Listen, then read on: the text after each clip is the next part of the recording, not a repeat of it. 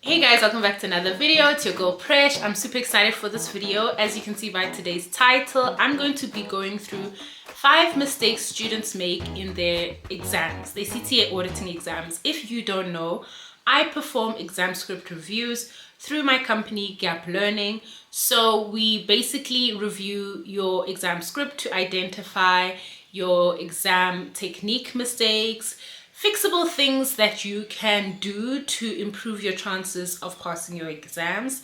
If you're interested in that service, be sure to visit gaplearning.co.za or drop us an email at info@gaplearning.co.za. So it's so frustrating when you come across silly mistakes. Every time I complete an exam script review and I see silly mistakes, I always wish that so many students could, be exposed to these mistakes so that they could learn and see how, silly, or see what is holding them back. It's such a shame that so many students are too afraid to go back to the exam script.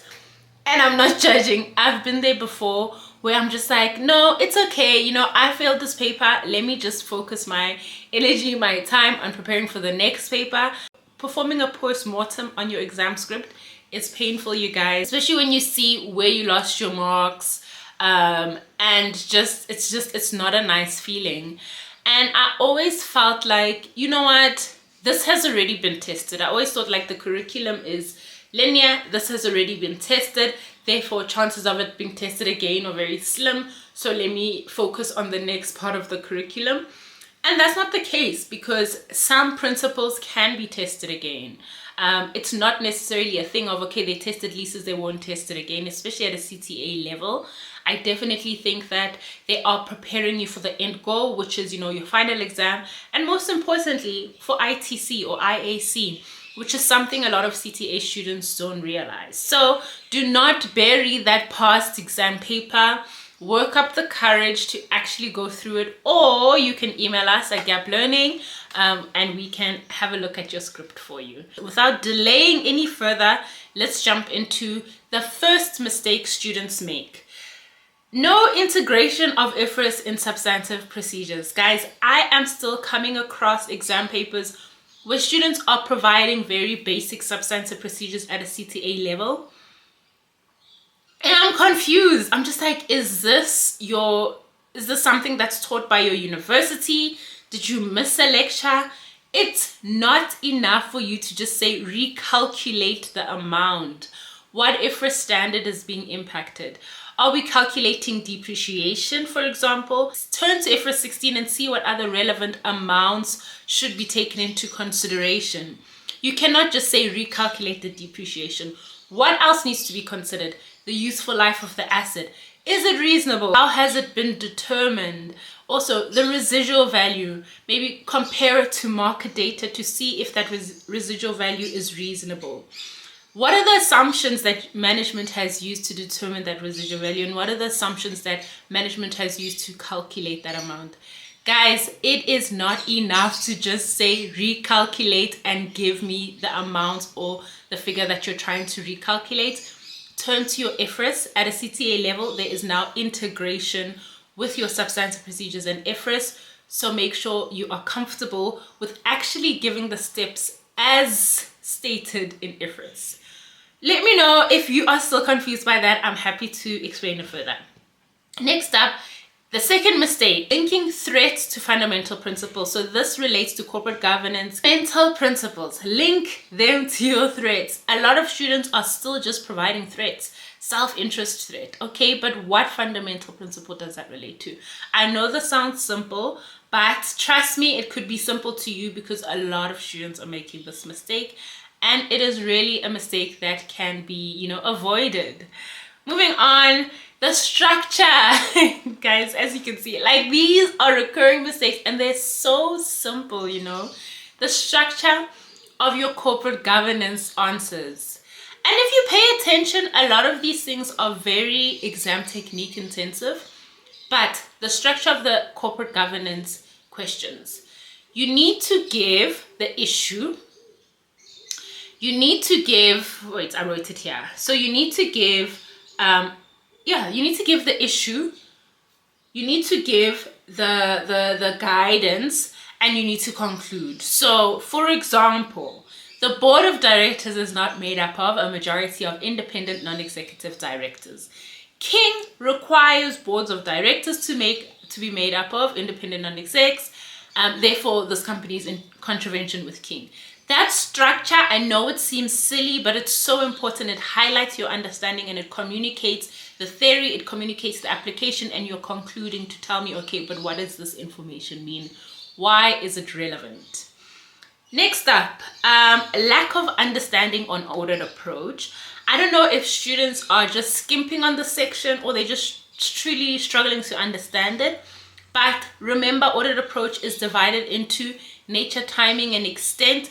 All of these things will change relating to the risk of the client. So your nature might change if it's a high risk client, a low risk client, or the risk assessment has been assessed as high. The timing of the procedures as well. If it's a high risk client or the risk assessments have been determined as high, then the procedures will be performed closer to year end. Be comfortable with this. And also know nature can also further be divided into desirability, necessity, as well as possibility. This, how do you know whether you should go into this further detail? Let the mark allocation guide you. So what is necessity? So necessity would speak on whether there is a need to test both substantive procedures and test of controls, whereas possibility, are there controls in place that can actually be tested? Is it possible for us to, use the procedures that we want to test? There's no point in saying, oh, let's test controls and then the client doesn't have controls in place. And lastly, desirability. What benefit is there if we test both? Is it a cost benefit, a time benefit, etc.? So remember, audit approach, nature, timing, and extent. And nature can be further divided into desirability, necessity, as well as possibility. Get comfortable with that. Honestly, it's free marks, you guys. I promise you, it's free marks. You should not be fumbling on that in CTA. And then I have a bonus one. So the fifth one is not properly wording risks. The amount, if I had a coin, if I had 100 rand for any time I reviewed a past paper and I identified that the risks were poorly worded, and that's why the student wasn't securing that mark, I would be very rich. So the first thing you do is you identify the trigger in the scenario, right? Identify the trigger in the scenario, identify the risk. This is not what you think the risks should be. It's something that is in the scenario. I'll go into an example in a bit.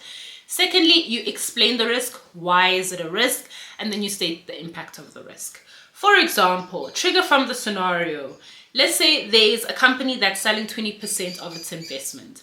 That would be your trigger, right? And there's risks relating to that we'll get into. So you would start off saying, since company A is selling 20% of its investments or its shareholding, you show the marker that you've identified the trigger in the scenario. Auditing is so trigger intensive. Even the risk of material misstatement at a surgeon, there's certain things in the scenario that you need to respond to. It's not la-di-da, what you think, you need to respond directly to the scenario. Secondly, you explain the risk. So we mentioned that there's 20% of investment being sold, 20% of the shareholding being sold. Then you further explain there's a risk of manipulation in order to obtain a higher price from the sale of its shares. That's you explaining the risk. Why is it a risk that 20% of its shareholding is for sale? And then what is the impact on the financial statements, which could result in misstatement in the consolidated financial statements? Let me read it to bring it all together. So company A plans on selling 20% of its investment. There's a risk of manipulation in order to obtain a higher price for the sale of its shares, which could result in a misstatement in the consolidated financial statements. Simple, straightforward, stick to that structure and you should be great. And remember to respond to triggers in the scenario. Lastly, boxed thinking. This is a bonus point now. So many students have boxed thinking. You're given a question and they have this thing. They're thinking within the box. They don't consider the fact that at the beginning of the question, at the beginning of the information, they mentioned that the company was having liquidity issues. They don't care, no. They're only looking at look at information A and give me 1, 2, 3 factors, whatever the question is saying. They're only considering that, and they're not considering the whole information, the whole context, the whole business environment, everything that is not being considered. And it's super important at a CTA level to really, it's conceptualize, is that the word, where you look at everything that was given to you and you consider whether it's relevant to the question as well. If you're giving financial risks and they ask you relating to an email, you can still bring up the fact that they brought up that there's liquidity concerns in the beginning of the paper. You don't have to just limit yourself to that email. You show the marker that you have an understanding, you have context. There's so much context for you to use in the question, and it's so frustrating to see students just boxing themselves up. I think that's a very undergrad way to think, where you think, okay, let me answer this information only. You're not considering all the other information that was provided. It really, really, really shows, even when you're looking at the paper and I'm going through an exam script review, it shows that, okay, this person really understood, comprehended the information before jumping in. And it's such a big difference. It's such a deal. It's a huge difference compared to a student who is just thinking in a box. It's giving undergrad. I hope that makes sense. Anyway, you guys, those are the 5 plus a bonus top mistakes that I've identified while reviewing auditing CTA student papers. Again, if you would like to submit your paper for an exam script review, head over to gaplearning.co.za or drop me an email on info@gaplearning.co.za. Until my next video, bye!